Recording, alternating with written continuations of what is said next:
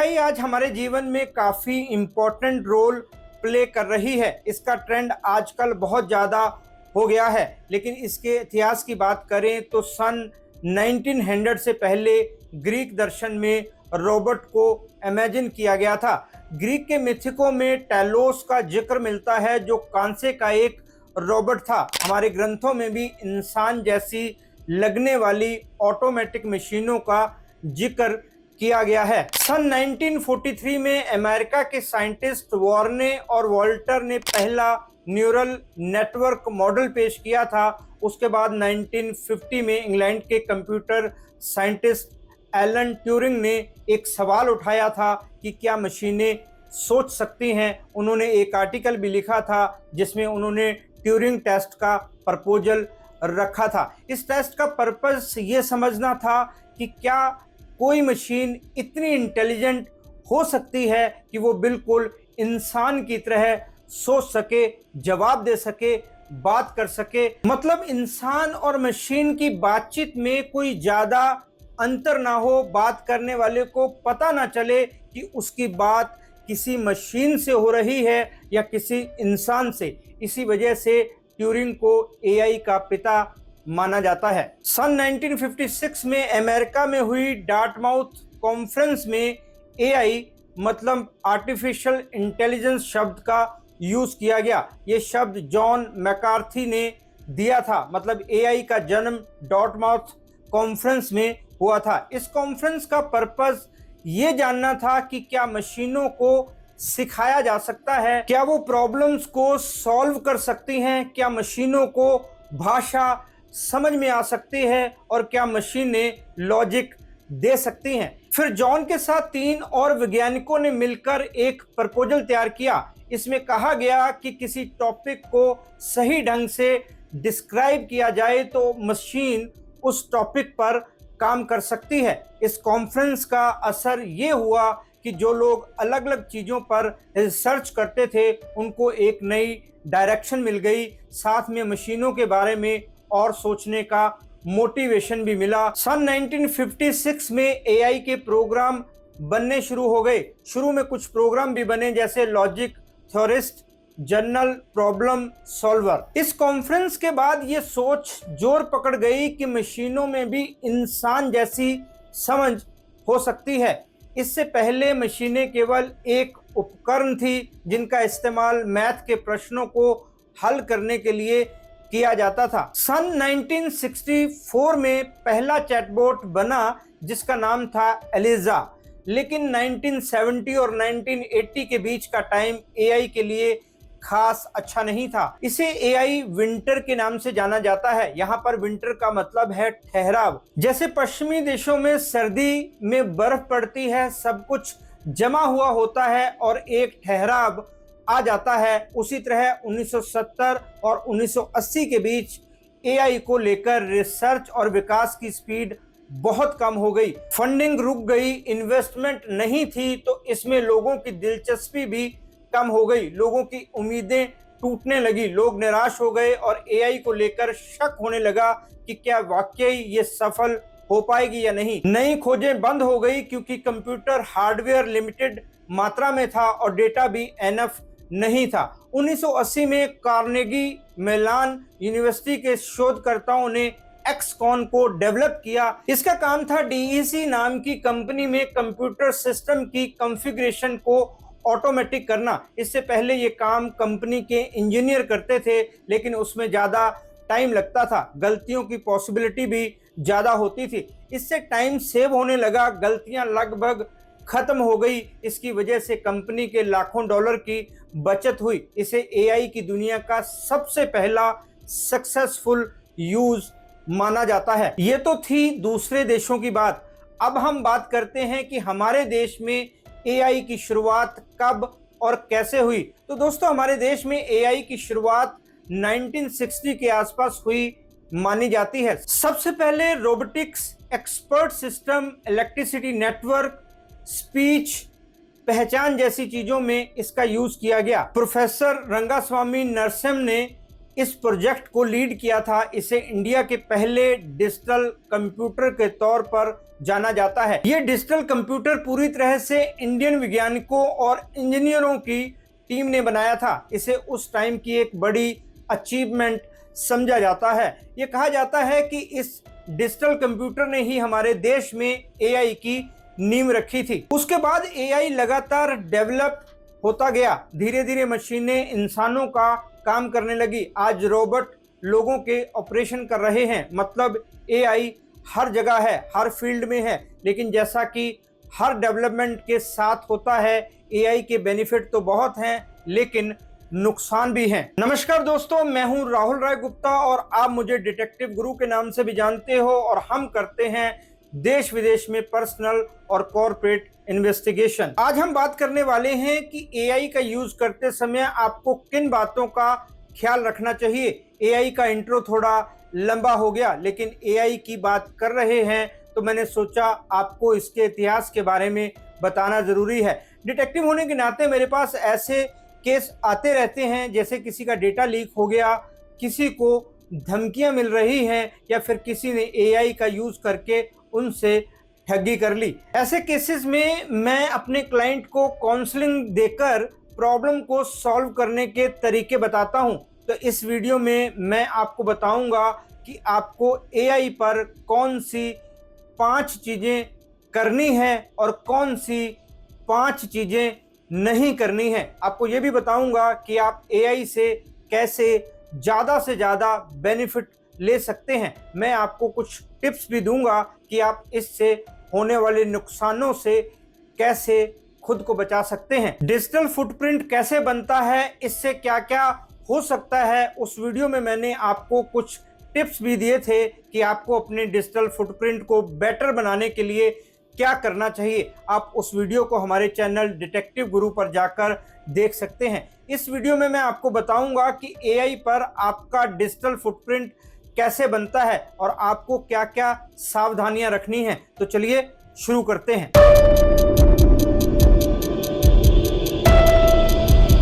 सबसे पहले हम इसके फायदों की बात कर लेते हैं। सबसे पहला बेनिफिट तो यही है कि एआई के यूज से काम बहुत जल्दी होता है। बहुत सारी इंफॉर्मेशन और डेटा चुटकियों में मिल जाता है। एक बार इससे कुछ पूछ लो तो दोबारा डिटेल्स देने की ज़रूरत नहीं है, ये अपने आप समझ जाती है कि हमें क्या चाहिए। जैसे आपने ऑनलाइन सेफ रहने के तरीके पूछे, ये कुछ सेकंड में आपको ढेर सारे तरीके बता देगी। उसके बाद आप किसी खास डिवाइस का नाम डाल दो, बस उससे ही ये समझ जाएगी कि आपने उस डिवाइस पर सेफ रहने का तरीका पूछा है। आपको तुरंत जवाब मिल जाएगा। एआई थकती नहीं है, ये बिना रुके काम करती रहती है, इसे ब्रेक की जरूरत नहीं होती।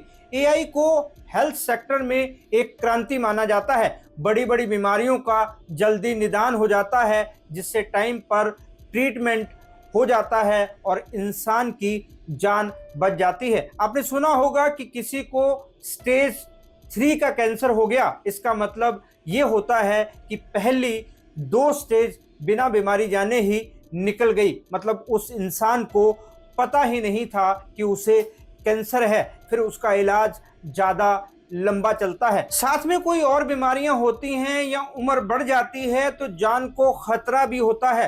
एक्ट्रेस हिना खान के साथ यही हुआ, उन्हें पता ही नहीं चला कि उनको कैंसर है। अगर पहले पता होता तो शायद उनको इतनी तकलीफ से ना गुजरना पड़ता। एआई केवल बीमारियों के बारे में ही नहीं बताता, बल्कि सर्जरी भी करता है। आपने रोबोटिक सर्जरी का नाम सुना होगा। बड़ी से बड़ी सर्जरी में इसका इस्तेमाल किया जा रहा है। एआई के और भी बहुत सारे फायदे हैं, लेकिन साथ ही इसके नुकसान भी है। एक कंपनी ने एआई बनाया और बाद में उसे शट डाउन होने को कहा तो एआई ने ऐसा करने से इनकार कर दिया। इसके साइबर खतरे भी हैं। लोग जब इसका यूज करने लगते हैं तो वो इस पर डिपेंड हो जाते हैं। इसलिए एआई का यूज बेहद सोच समझ कर करना जरूरी है, वरना ये आपके लिए मुसीबत भी बन सकता है। अब मैं आपको बताता हूं कि वो कौन सी 5 चीजें हैं जो आपको एआई पर करनी चाहिए। आप जिस भी फील्ड में हैं उससे संबंधित एआई बेस्ड ऐप अपने फोन में डाउनलोड कर सकते हैं। शुरू में कुछ ऐप आपको फ्री यूज़ करने का मौका दे सकते हैं, लेकिन बिना सब्सक्रिप्शन के इस तरह के ऐप ज़्यादा दिन आपकी मदद नहीं करते। अलग अलग कंपनीज के अलग अलग ऐप हैं जिनके काम भी अलग अलग होते हैं।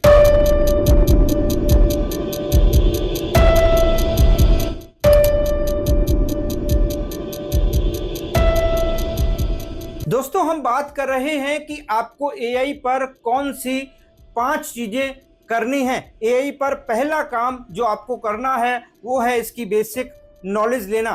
कई लोगों को पता ही नहीं होता कि एआई क्या काम करता है, कैसे चलता है। इसकी जानकारी होगी तो आप इसका यूज़ बेटर तरीके से कर पाएंगे। पहले तो आप समझ लो कि एआई है क्या। ये एक मशीन है जो हमारे सवालों के जवाब देती है। फॉर एग्जाम्पल, जब हम एआई से कोई क्वेश्चन पूछते हैं तो ये उससे रिलेटेड सारी जानकारी इकट्ठी करके हमारे सामने रख देती है। अब समझते हैं कि एआई कैसे काम करती है।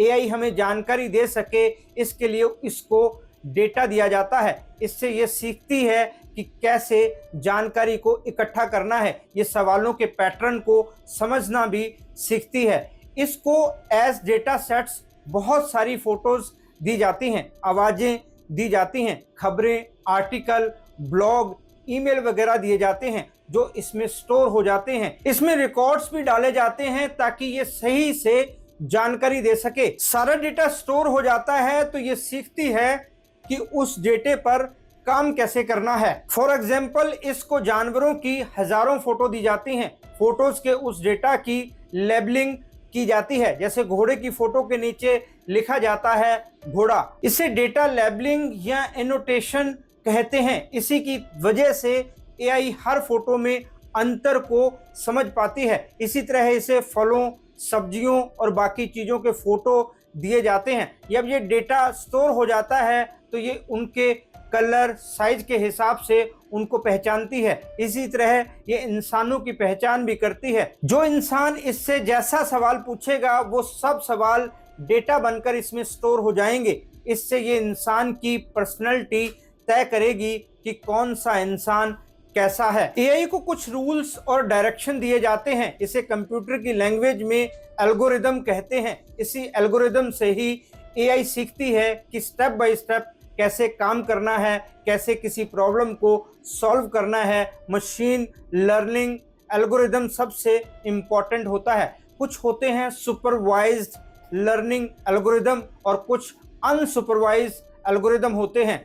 सुपरवाइज्ड एल्गोरिदम में इसे जवाब भी बताए जाते हैं जिसे लेबल कहते हैं। जैसे हैंडेड ईमेल देकर बताया जाता है कि कौन सी ईमेल स्पैम है और कौन सी ईमेल स्पैम नहीं है। अनसुपरवाइज्ड में इसको जवाब नहीं बताए जाते, इसको बस पैटर्न बताए जाते हैं। इनमें क्या अंतर है ये खुद सीखती है और समय समय पर इसे ऐसे वातावरण में रखते हैं यहाँ इसका ट्रायल लिया जाता है, देखा जाता है ये कितनी गलतियां करती है। वहाँ पर वो खुद ही अपनी गलतियों से सीख लेती है। इसका एक प्रकार है डीप लर्निंग एल्गोरिदम।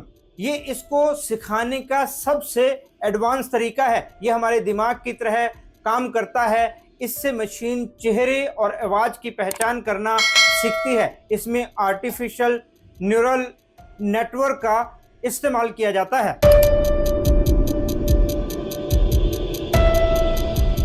आपको एआई की बेसिक चीज़ें पता चल चुके हैं। अब दूसरी चीज़ जो आपको एआई पर करनी है वो है प्रैक्टिस। एआई का ज़्यादा से ज़्यादा बेनिफिट लेने के लिए आपको इस पर काम शुरू करना है। आप जो भी काम करते हैं, जिस प्रोफेशन में हैं, उससे रिलेटेड सवाल पूछ सकते हैं। अपने प्रोफेशन में एआई से हेल्प ले सकते हैं। सपोज करो आप टीचर हैं या कोचिंग सेंटर चलाते हैं तो आप इससे जुड़े सवाल पूछ सकते हैं। जो भी जानकारी आपको चाहिए वो एआई से ले सकते हैं। एआई बेस्ड ऐप ये भी बता सकते हैं कि अगर कोई स्टूडेंट किसी सब्जेक्ट में पीछे है तो उसकी प्रोग्रेस के लिए आप क्या खास कर सकते हैं। नए ज़माने के हिसाब से आपको कौन से तरीके अपनाने चाहिए जिससे वो जल्दी आगे बढ़ सके।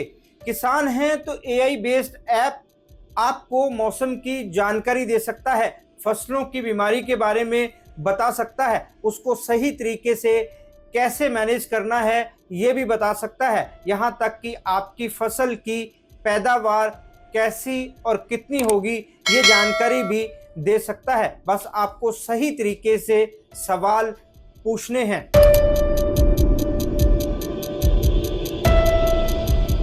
तीसरा काम जो आप एआई पर कर सकते हैं वो ये है कि आप एआई में अपना कैरियर बना सकते हैं, लेकिन इसके लिए ज़रूरी है कि आप पहले तय कर लें कि आपको करना क्या है। उसके बाद एआई से ही पूछ लें कि आप कैसे अपना कैरियर बना सकते हैं। एआई से सवाल पूछना ही काफ़ी नहीं है, उसके जवाबों को फिल्टर भी करना होगा। सारे ऑप्शंस को ध्यान से पढ़ें, अपने मतलब के ऑप्शंस की लिस्ट बनाएं, फिर देखें कि आप वो काम कहाँ और कैसे शुरू कर सकते हैं। इसकी बेसिक जानकारी लेकर इसके टूल्स को समझें। आप इसका कोई कोर्स भी कर सकते हैं, उसके बाद फ्रीलांसर बनकर अपना कैरियर बना सकते हैं। मतलब कई कंपनियों के लिए एक साथ काम करें या फिर किसी कंपनी में इंटर्न के तौर पर भी काम कर सकते हैं। एआई में एआई इंजीनियर होते हैं जो इसके मॉडल बनाकर उनको बाजार में लाते हैं। मशीन लर्निंग इंजीनियर भी होते हैं जो इसके एल्गोरिदम डेवलप करते हैं। डेटा साइंटिस्ट डेटा का विश्लेषण करते हैं। और भी बहुत सारी पोस्टें हैं जो एआई में मौजूद हैं। जब आप इसमें डीपली जाएंगे तो आपको खुद ही पता चलेगा कि आप इसमें क्या कर सकते हैं।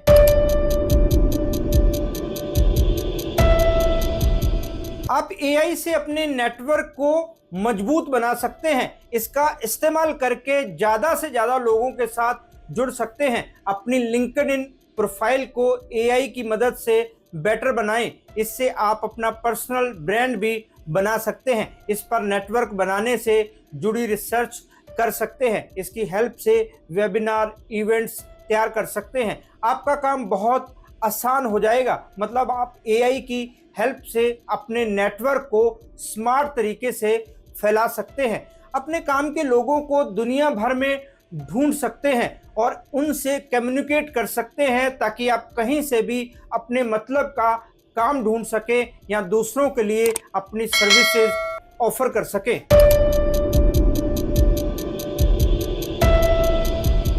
एआई का इस्तेमाल करके आप अपनी पूरी पर्सनैलिटी को सुधार सकते हैं। आपके अंदर जो जो कमियां हैं उनकी लिस्ट बनाएं, फिर उनसे रिलेटेड सवाल तैयार करें। उसके बाद एआई से पूछें कि आपको उन कमियों को दूर करने के लिए क्या करना चाहिए। ये आपको बहुत सारे ऑप्शंस देंगी।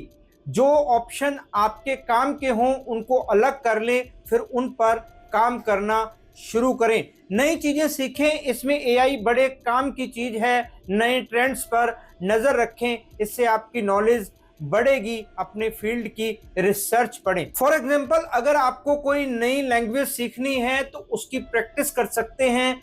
और भी बहुत से काम हैं जो एआई पर कर सकते हैं। बस आपको इतना समझना है कि एआई का यूज़ अपनी समझ से करें, वरना फ़ायदे की जगह नुकसान हो सकता है। जो भी करें उसमें एक्सपर्ट्स की राय को भी दरकिनार ना करें। मतलब केवल एआई की सलाह पर ही शुरुआत ना करें। अपने दिमाग का भी इस्तेमाल करें। देखें कि जो एआई ने बताया है वो आपकी पर्सनैलिटी और फील्ड से कितना मैच करता है, फिर ही कोई कदम उठाएं। एआई के हर ऐप के नीचे आपको डिस्क्लेमर भी देखने को मिलता है जिसमें कहा गया है कि एआई का आउटपुट गलत भी हो सकता है और इसको यूज़ करने के लिए आप खुद ही जिम्मेदार होंगे। दोस्तों, इस वीडियो में हमने एआई के इतिहास के बारे में बात की। मैंने आपको ये भी बताया कि आप कौन से 5 काम करके एआई का बेनिफिट ले सकते हैं। अब हम बात करते हैं कि आपको एआई पर कौन सी 5 चीज़ें नहीं करनी है। मैं आपको ये भी बताऊंगा कि वो सब क्यों नहीं करना है, उससे आपको क्या नुकसान हो सकते हैं।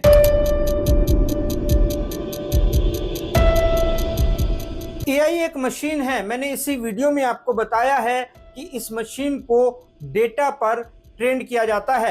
ये केवल डेटा के हिसाब से चलती है, इसलिए गलती की गुंजाइश हमेशा बनी रहती है। कुछ लोग कहते हैं कि इंसानों से ज़्यादा गलतियां होती हैं, पर हम यहाँ कम ज़्यादा का हिसाब नहीं लगा रहे हैं। हम बात कर रहे हैं एआई का सहारा लेने की। हेल्प लेना अच्छी बात है, लेकिन आपको एआई पर बिल्कुल भी डिपेंड नहीं होना है। एआई उस बेस पर जानकारी देता है जो डेटा के रूप में उसके पास स्टोर होती है, जिसका यूज करके उसे सिखाया जाता है। मान लो वो डेटा ही गलत था, इनकम्प्लीट था या फिर न्यूट्रल नहीं था, तो एआई गलत फैसला करके हमें गलत जानकारी दे सकता है। फॉर एग्जाम्पल, अगर एआई में ये डेटा ज्यादा आ जाए कि किसी शहर में हादसे ज्यादा होते हैं या वहीं के लोगों पर ज्यादा क्रिमिनल केस हैं, तो ये उस शहर को अनसेफ बता देगा। कई बार एआई गलत रेफरेंस भी दे देता है। कैलिफोर्निया में एक अदालत में उन केसों के लिए $31,000 जुर्माना लगा दिया गया जो असल में थे ही नहीं। वो केस एआई ने खुद ही तैयार किए थे। एक शहर में शेयर बाजार में अचानक गलत डेटा के कारण 45 मिनट में $440 मिलियन का नुकसान हो गया। एक स्टडी में पाया गया है कि ग्रोक द्वारा दिए गए रेफरेंस 94% गलत थे। कई बार ये रेफरेंस बिल्कुल सही लगते हैं, लोग इनका यूज अपने कामों में करते हैं। एक रिपोर्ट के मुताबिक अमेज़न ने लोगों को नौकरी पर रखने के लिए एआई का सहारा लिया। उस टूल के अंदर 10 सालों का पुरुष प्रधान डेटा था। जब महिलाओं ने उस वैकेंसी के लिए अप्लाई किया तो उनको रिजेक्ट किया जाने लगा। ऐसा इसलिए हुआ क्योंकि उस टूल को यही सिखाया गया था। मतलब जैसा मशीन के अंदर डेटा होगा वो उसी के हिसाब से जवाब देगी। तो सीधी सी बात है कि एआई पर निर्भर होना ठीक नहीं है। कुछ लोग एआई के बिना कोई काम नहीं कर पाते। उनका उठना बैठना, सोना खाना, काम सब एआई के सहारे होता है। एआई की हेल्प लेने में कोई बुराई नहीं है, लेकिन कोई भी जानकारी यूज करने से पहले उसके फैक्ट चेक जरूर कर लें। वैसे इन टूल्स के नीचे भी लिखा होता है कि मशीन गलतियां कर सकती है। वो डेटा और प्रोग्राम के हिसाब से चलती है। उसको नहीं पता कि क्या सही है क्या गलत है। आपने कुछ पूछा, उसे बस आपको जानकारी देनी है। उसे आप कैसे यूज करते हैं इससे उसे कुछ लेना देना नहीं होता।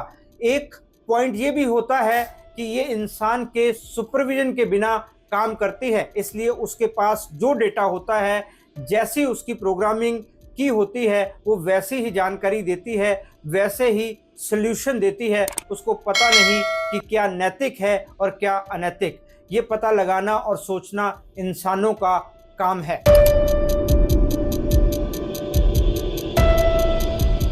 लोग एआई पर हर सवाल का जवाब ढूंढते हैं। इसके लिए एआई पर कुछ भी लिख देते हैं, अपनी कोई भी पर्सनल जानकारी दे देते हैं। ये ठीक नहीं है। ध्यान रखें कि आप जो भी जानकारी देंगे वो वहां स्टोर हो जाएगी डेटा के रूप में। आप उसे कभी भी डिलीट नहीं कर पाएंगे, क्योंकि वो एआई के इंटरनल सिस्टम में चली जाती है। अपना आधार कार्ड, अपना पैन नंबर, अपने पेरेंट्स का नाम एआई पर शेयर ना करें। इस जानकारी को पहचान की चोरी करने के लिए यूज किया जा सकता है, जिसको हम जासूस लोग आइडेंटिटी थेफ्ट भी कहते हैं। और इस तरह के हमारे पास बहुत से केस आते हैं। अपने बैंक की कोई भी जानकारी एआई में ना दें। इस लिहाज से एआई चैटबॉट सेफ नहीं होती है। हैकर आपकी जानकारी को हैक करके उसका गलत यूज कर सकते हैं। साइबर ठग आपकी इसी गलती की ताक में रहते हैं। एआई पर अपनी मेडिकल इंफॉर्मेशन शेयर ना करें। मतलब अपनी बीमारी, अपनी फैमिली डॉक्टर, अपनी रिपोर्ट के बारे में जानकारी ना दे। वहां से आपका डेटा लीक हो सकता है। अपने बच्चों से जुड़ी इंफॉर्मेशन को भी एआई पर शेयर ना करें, जैसे उनका नाम, स्कूल का नाम, क्लास टीचर का नाम वगैरह। इससे बच्चों की सेफ्टी कंप्रोमाइज हो सकती है। अपने फेसबुक या इंस्टाग्राम के अकाउंट की जानकारी हरगिज भी शेयर ना करें। अगर एआई से कोई प्रोजेक्ट वगैरह बना रहे हैं तो उसमें अपनी कंपनी की कॉन्फिडेंशियल जानकारी ना दें। क्लाइंट का कोई डेटा उसमें ना डालें। किसी का नाम, डेट ऑफ बर्थ वगैरह भूल कर भी ना डालें। वो डेटा एआई के द्वारा किसी और को शो हो सकता है।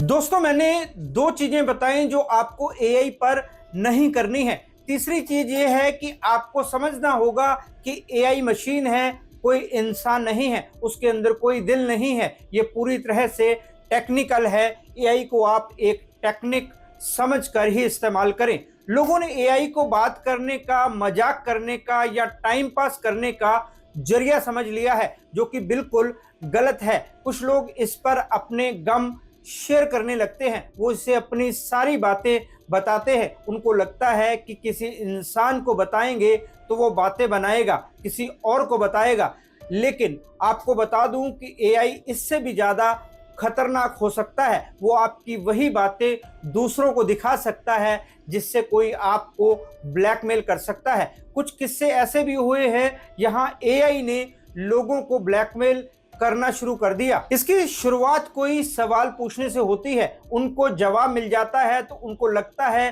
कि यही उनका सच्चा साथी है। बिना उनसे उल्टा सवाल किए उनके सवालों के जवाब दे रहा है।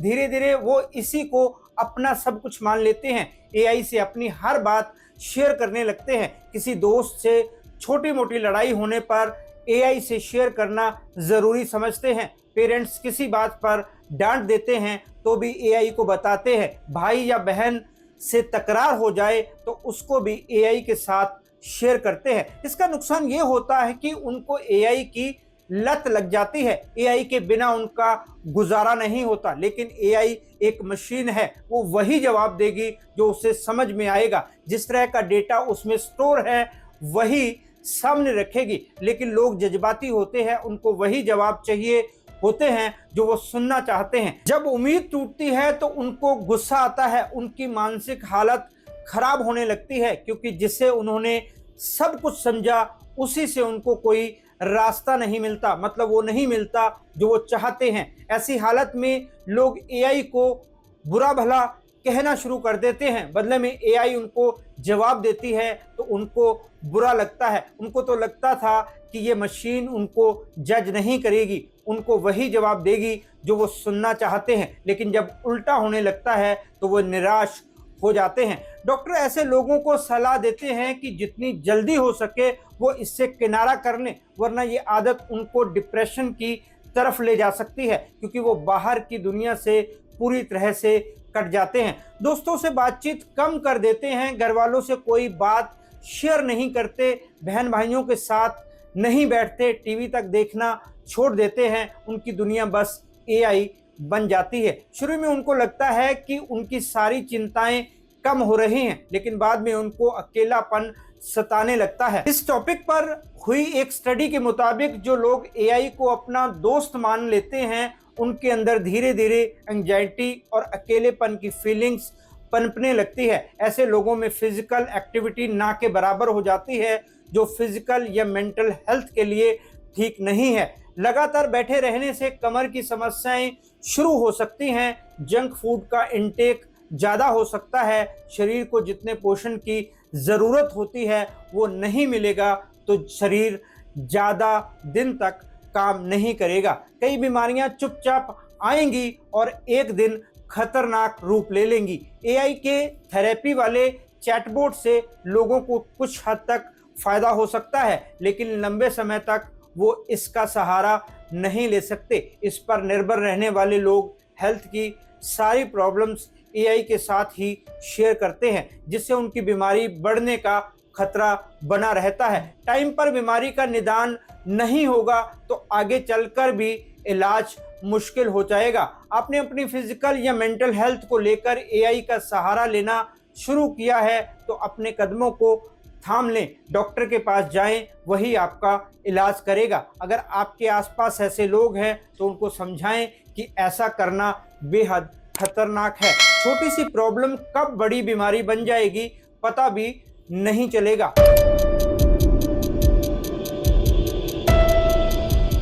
दोस्तों, हम बात कर रहे हैं कि आपको एआई पर क्या नहीं करना है। तो चौथा काम जो आपको नहीं करना है वो है एआई का इनलीगल यूज।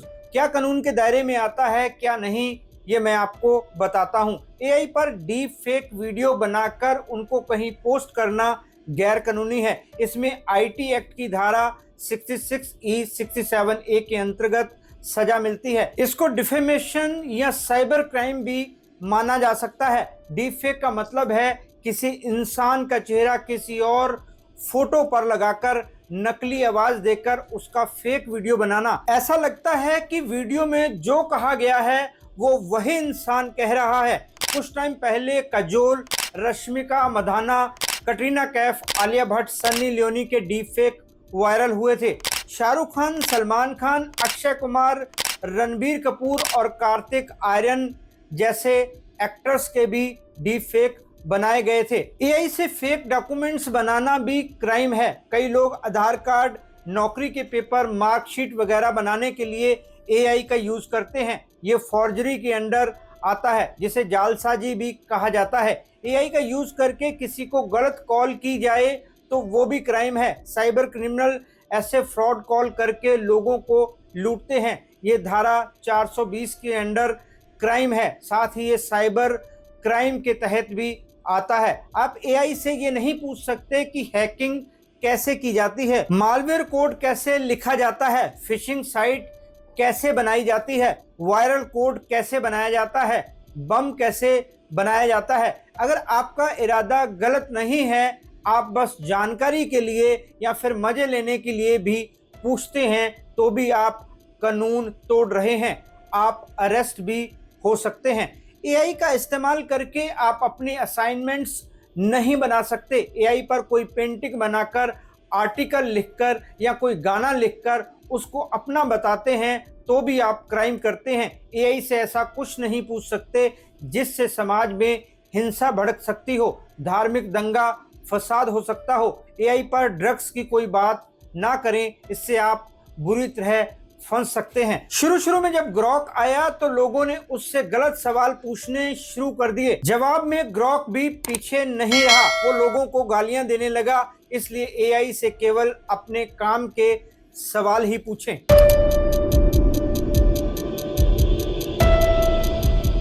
दोस्तों, पांचवा और आखिरी काम जो आपको एआई पर नहीं करना है वो ये है कि एआई को कम समझने की गलती ना करें। मतलब इसे हल्के में ना लें। कुछ लोगों को लगता है कि सामने मशीन है इसलिए उसको जो मर्जी कह सकते हैं। आप भी ऐसा मानते हैं तो आप गलती पर हैं। आपको समझना होगा कि ये एक सॉफ्टवेयर है, ये केवल डेटा की भाषा समझता है, एल्गोरिदम पर काम करता है, ये सोचता समझता नहीं है। आप जो भी इस पर लिखते हैं उसे वो आपकी बातें नहीं बल्कि डेटा समझकर पढ़ता है, फिर उस पर अपनी प्रतिक्रिया देता है। उसके अंदर जिम्मेदारी की भावना नहीं है, ना ही उसे नैतिकता समझ आती है। कुछ लोग एआई की परीक्षा लेते रहते हैं। उनको लगता है कि वो बच्चा है, जानबूझकर गलत या टेढ़े मेढ़े सवाल करते रहते हैं जिससे उनका खुद का कोई वास्ता नहीं होता। ये करना आपके लिए खतरनाक हो सकता है। इससे ऑनलाइन आपकी पर्सनालिटी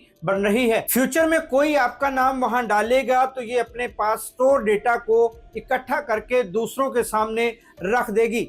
आप भी पढ़कर हैरान रह जाएंगे कि ये क्या हो गया, क्योंकि आप वैसे तो बिल्कुल नहीं है जैसा उसने बताया है। इसको हम डिजिटल फुटप्रिंट भी कहते हैं, जिसके ऊपर मैं पहले ही वीडियो बना चुका हूं। इसलिए एआई से पंगा लेना ठीक नहीं है। एआई से नाराज होना, उसे ताने देना ठीक नहीं है। अगर वो सही जानकारी नहीं देता है तो उस पर भड़कने की बजाय अपने सवालों को बदल दें। वैसे भी ये बच्चा हर सवाल के जवाब में बहुत सारी जानकारी देता है। जरूरी नहीं कि सारी जानकारी आपके काम की हो। इसमें से बस वही इस्तेमाल करें जो आपके मतलब की है, बाकी जानकारी को भूल जाएं। दोस्तों, एआई के जितने फायदे हैं उससे ज्यादा नुकसान है। नुकसान केवल उनके लिए हैं जो इसको गलत तरीके से इस्तेमाल करते हैं। जो इसका फायदा उठाना जानते हैं उनके लिए ये किसी वरदान से कम नहीं है। तो आप भी इस वीडियो में दिए टिप्स का इस्तेमाल करके इसका भरपूर फायदा उठा सकते हैं। एआई के बारे में आपके कोई और सवाल हो तो आप कमेंट करके पूछ सकते हैं। ये वीडियो दोस्तों और रिश्तेदारों को भी शेयर करें। आपके कुछ सेकंड्स किसी का फ्यूचर बना सकते हैं और उसको किसी मुसीबत से बचा भी सकते हैं। तो फिर मिलते हैं जानकारी से भरपूर एक और वीडियो में। तब तक अपना और अपने परिवार का ख्याल रखें, खुश रहें, मस्त रहें। जय हिंद। डिटेक्टिव गुरु